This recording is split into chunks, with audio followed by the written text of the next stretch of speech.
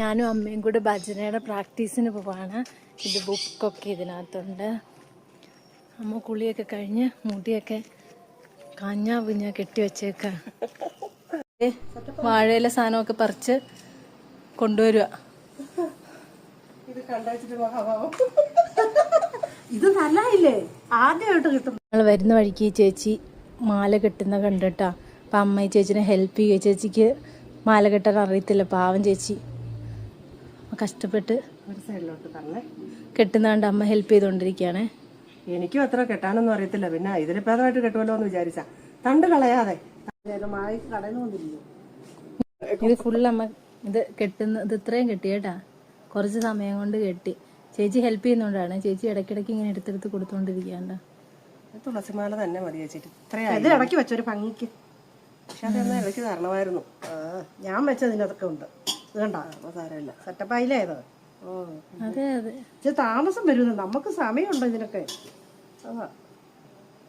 വശം മുന്നിലിടുക, വൃത്തി കുറഞ്ഞ വശം സെറ്റായി മാല. ഗുരുദേവനൊരു മാല. അത് എനിക്കൊരു നിയോഗം ഉണ്ടായിരുന്നിരിക്കണം ഇതിലെ വരാനും. എനിക്ക് ഭഗവാന്റെ പടത്തെ മായ കണ്ടതാണ്. അനാവശ്യ നൂലുകളല്ല.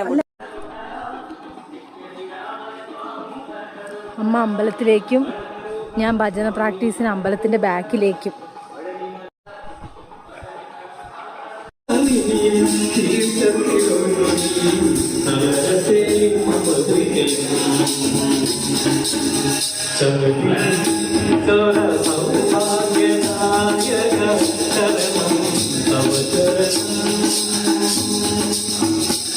പുത്രം ഗണശ്രേഷ്ഠം